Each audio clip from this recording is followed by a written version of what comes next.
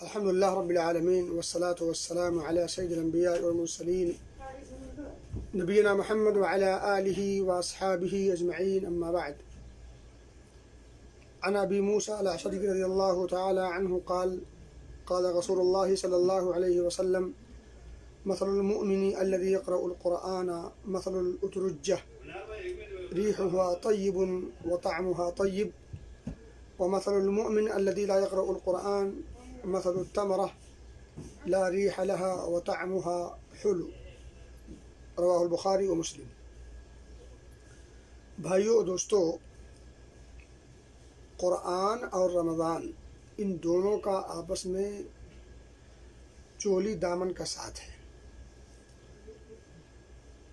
اس مبارک مہینے میں قرآن سے لگاؤ بہرحال دیگر مہینوں کے حساب سے بڑھ جاتا ہے۔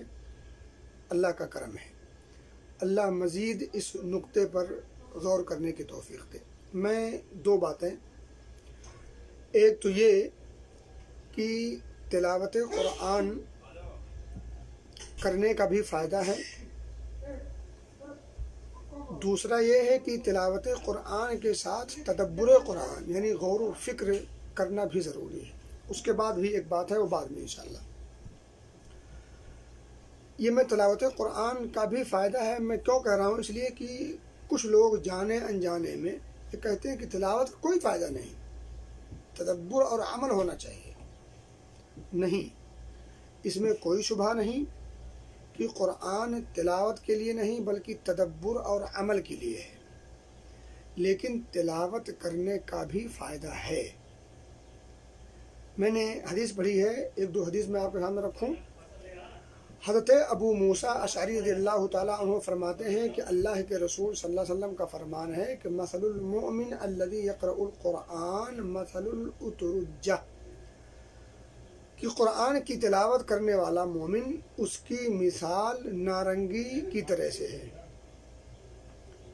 وہ مومن جو تلاوت کرتا ہے، جو قرآن پڑھتا ہے، اس کی مثال نارنگی جیسی ہے۔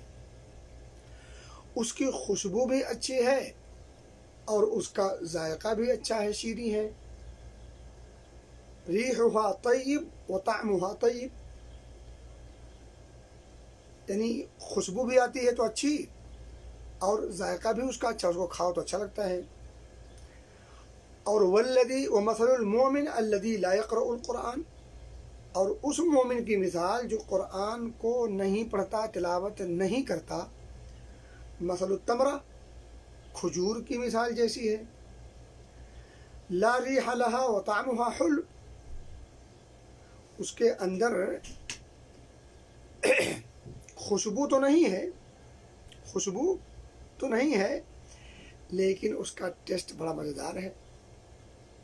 طعمھا حلو، میٹھا ہے، شیریں ہے۔ تو میرے بھائی دوستو، تلاوت کرنے نہ کرنے اور اسی طرح سے قرآن پڑھنے نہ پڑھنے والوں کی مثال آپ نے دیکھی۔ مومن میں سے اگر غیر مومن پڑھے تو اس کی الگ مثال ہے، وہ ادھر نہیں جا چاہتا، پہلی بات۔ دوسری بات، آپ نے وہ حدیث سنی ہوگی، حضرت عبداللہ ابن مسعود رضی اللہ تعالیٰ عنہ سے مروی ہے، ترمذی وغیرہ کی روایت، تو فرماتے ہیں کہ نبی اکرم صلی اللہ علیہ وسلم کا فرمان ہے: من قرأ حرفا من کتاب اللہ، جس شخص نے کتاب اللہ سے ایک حرف پڑھا، حرفا من کتاب اللہ، ایک حرف، فلہ بہ حسنہ، تو اس کے لیے ایک نیکی ہے، اور وہ ایک نیکی ایک نہیں، والحسنۃ بعشر امثالھا، اور وہ ایک نیکی اس جیسی، وہ ایک نیکی 10 گنا کے برابر ہے۔ اللہ رب العزت نے اپنا ایک نظام رکھا ہے مومنوں کے لیے، کتنا کریم ہے۔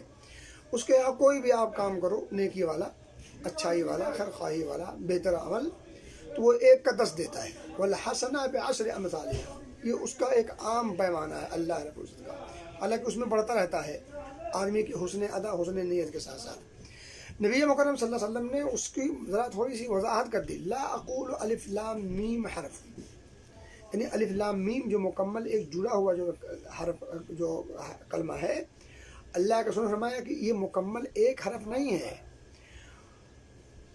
ولیکن الف حرف ولام حرف ومیم حرف، بلکہ یہ ہے کہ کہ الف ایک حرف ہے، لام ایک حرف ہے، میم ایک حرف ہے۔ اب یہ گویا کہ الف لام میم جب انسان پڑھتا ہے تو اسے وہ 3 حرف پڑھنے کا ثواب ملتا ہے، اور پھر وہ 3 کا جب 10 گنا کریں گے تو 30 ہو جائے گا، یعنی الف پڑھنے پر ایک نیکی یعنی 10 نیکی، لام پر 10 اور میم پر 10، گویا کہ 30 نیکی اسے ملی۔ یہ ابھی تلاوت کی بات ہو رہی ہے میرے بھائیوں اور دوستوں۔ اسی طرح سے اور بھی حدیثیں ہیں، تو بتانا مجھے یہ ہے کہ جو لوگ یہ کہتے ہیں کہ بلا سوچے سمجھے قرآن کی تلاوت ایک بے فائدہ چیز ہے، یہ بے فائدہ بات ہے، یہ غلط بات ہے، ایسا نہیں کہنا چاہیے۔ ہاں، قرآن کو سمجھنا، اس میں غور و فکر کرنا ظاہر سی بات ہے، اسی لیے قرآن کا نزول ہوا ہے۔ تو میں یہ کہہ رہا تھا کہ اگر تلاوت کا کوئی فائدہ نہیں تو آپ اس کو ایک دوسرے ناحیے سے بھی سمجھ سکتے ہیں۔ دوسرے ناحیے سے آپ یوں سمجھیں کہ قرآن میں جو حروف لکھے ہوئے ہیں، بہت سارے حروف کہیں ایک جیسے ہیں، کہیں ان میں تھوڑا بہت الٹ پھیر ہے، کہیں کوئی حرف پہلے ہے، کہیں دوسری جگہ وہ حرف بعد میں ہے، جو پہلے والا بعد میں، بعد والا پہلے ہے۔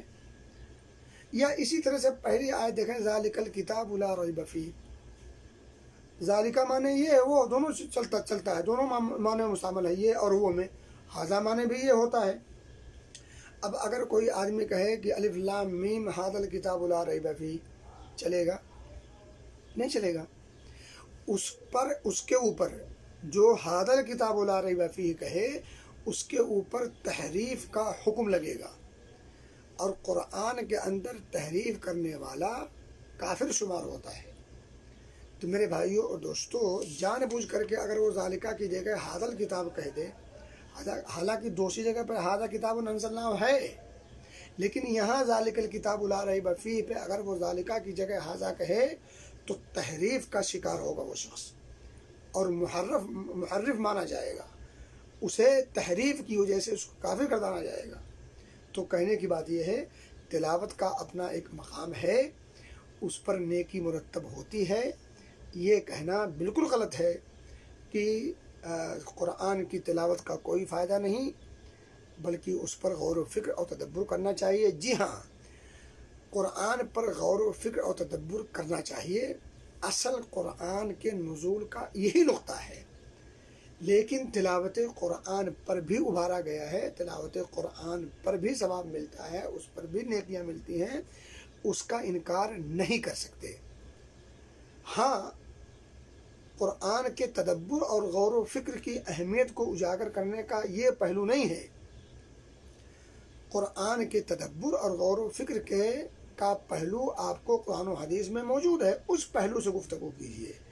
لیکن اس اہمیت کو اجاگر کرنے کے لیے کہ غور و فکر کرنا چاہیے، تدبر کرنا چاہیے، اس کو سمجھنے کی کوشش کرنا چاہیے، اس اہمیت کو یا اس نقطے کو اجاگر کرنے کے لیے آپ تلاوت قرآن کی اہمیت کو گھٹا نہیں سکتے۔ تلاوت قرآن مکمل ایک شے ہے، تدبر قرآن اس سے اعلیٰ ہے، اور پھر وہ عمل قرآن ہے۔ تو یہ 3 نقطہ یاد رکھیں، پڑھیں، سمجھیں اور عمل کریں۔ یہ تو پڑھنے کی بات ہو گئی۔ اب میں کہہ رہا ہوں کہ تدبر کی بات، غور و فکر کی بات۔ اللہ نے قرآن میں کیا فرمایا؟ وَھَذَا کِتَابٌ أَنزَلْنَاهُ إِلَيْكَ مُبَارَک، یہ کتاب ہے جس کو ہم نے نازل کیا ہے، کس لیے؟ لِيَدَّبَّرُوا آیَاتِهِ، تاکہ اس کی آیات پر انسان تدبر کرے، غور و فکر سے کام لے۔ تو میرے بھائیوں اور دوستوں، جب انسان غور و فکر سے کام لیتا ہے، تدبر سے کام لیتا ہے، سوچ سمجھ سے کام لیتا ہے، تو پھر اسے سمجھ میں آتا ہے کیا چیز کرنا ہے، کس چیز سے رکنا ہے، کون سی چیز اس کے لیے فائدہ مند ہے تاکہ کیا جائے، کون سی چیز اس کے لیے نقصان دہ ہے تاکہ بچا جائے۔ اور چونکہ قرآن کو پڑھنا، اس کو تدبر کرنا ہے، تو ظاہر سی بات ہے ایک خاص نقطۂ نظر سے اس کو پڑھنا ہے۔ وہ کیا ہے؟ فلاح و بہبودی کا حصول چاہیے، اور اسی طرح سے نامرادی اور ناکامی سے بچاؤ چاہیے۔ اور وہ فلاح و بہبودی کیا ہے؟ اللہ رب العزت کی رضا، اور اسی طرح سے اللہ رب العزت کے یہاں جو کامیابی اور فوز و فلاح کا جو نقطہ ہے اس پر غور کرنا ہے۔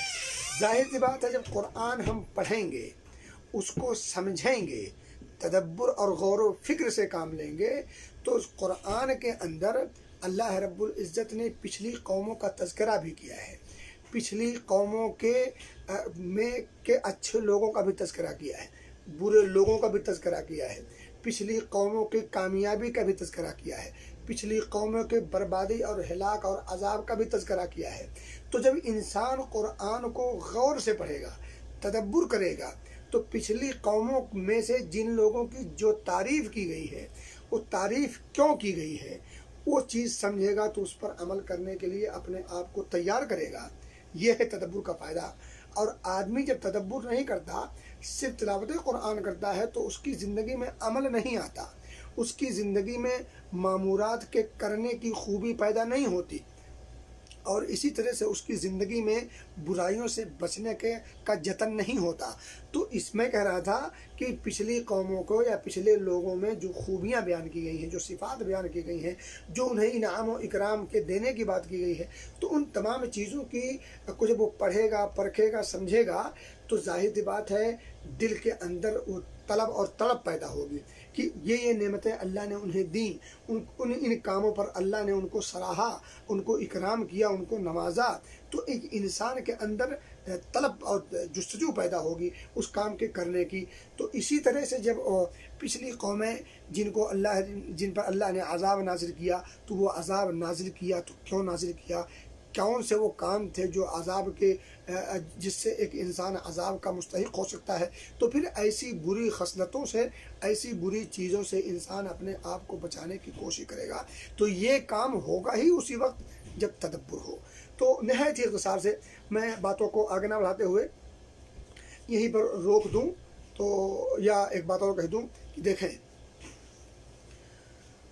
آپ اگر قرآن تلاوت کریں تو تلاوت کا ثواب تو مل گیا، اس میں کوئی شبہ نہیں، لیکن اگر تدبر نہیں کرتے ہیں تو قرآن کے نزول کا جو مقصد ہے اس مقصد کو آپ نہیں پا سکتے۔ اور میں نہیں سمجھتا کوئی آدمی ایسا ہو کوئی کام کرے اور اس کا کوئی مقصد نہ ہو، یا مقصد تو ہو لیکن مقصد تک پہنچنے کی طلب اور جستجو نہ ہو۔ ایسا ایک عقل مند انسان نہیں کر سکتا۔ دیکھیں، عقل مند انسان کیا ہوتا ہے کہ پہلے اس کا ایک کوئی ٹارگٹ ہوتا ہے، کوئی نشان منزل ہوتی ہے، کوئی اس کا جو ہے کوئی مقصد ہوتا ہے۔ اب وہ ظاہر سی بات ہے مقصد کے حساب سے وہ کام کرتا ہے کہ اس مقصد کو ہمیں حاصل کرنا ہے، تو اس مقصد کے حصول کے لیے ہمیں کیا کرنا چاہیے، اور وہ جو کام کرنا ہے وہ کیسے کرنا ہے۔ تو میرے بھائی دوستو، آپ کا اور ہمارا ایک مقصد ہے، اور اس مقصد کا حصول اس وقت تک ممکن نہیں جب تک آپ قرآن کو سمجھ نہ سکیں۔ قرآن کو سمجھیں گے تو اپنے مقصد کو اپنے مقصد کو صحیح طور پر سمجھ سکیں گے، اور صحیح طور پر اپنے مقصد کو پانے کے لیے آپ اپنے آپ کو تیار کر سکیں گے۔ اسی لیے اللہ نے کہا لیدبروا آیاتہ کے بعد ولیتذکر اولو الالباب، کہ عقل مند لوگ اس سے نصیحت حاصل کرتے ہیں۔ معلوم یہ ہوا کہ ایسا کرنا کہ ایک انسان کا مقصد تو کوئی ہو لیکن مقصد کو پانے کی طلب اور تڑپ نہ ہو، یہ عقل مندی کا کام نہیں ہے، عقل مندوں کا کام نہیں ہے۔ عقل مندوں کا کام یہ ہے کہ اپنے مقصد کے حصول کے لیے جو کچھ بھی کرنا پڑے جائز طریقے سے اس کے کرنے پر وہ اپنے آپ کو آمادہ کر لے۔ اسی لیے اللہ نے کیا کہا، لیدبروا آیاتہ، کہ یہ مبارک کتاب جو نازل کی گئی ہے آیات میں تدبر کرنا ہے۔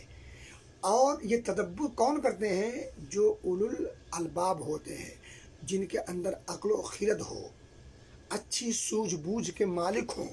تو اچھی سوجھ بوجھ والا انسان ہو اور وہ قرآن کی تلاوت کرے، تدبر نہ کرے، اس کا مطلب یہ ہے کہ اس کے اندر سوجھ بوجھ کی کمی ہے، عقل کی کمی ہے، کیونکہ عقل مند انسان اپنے ٹارگٹ پر پہنچنے کے جتن کرتا ہے۔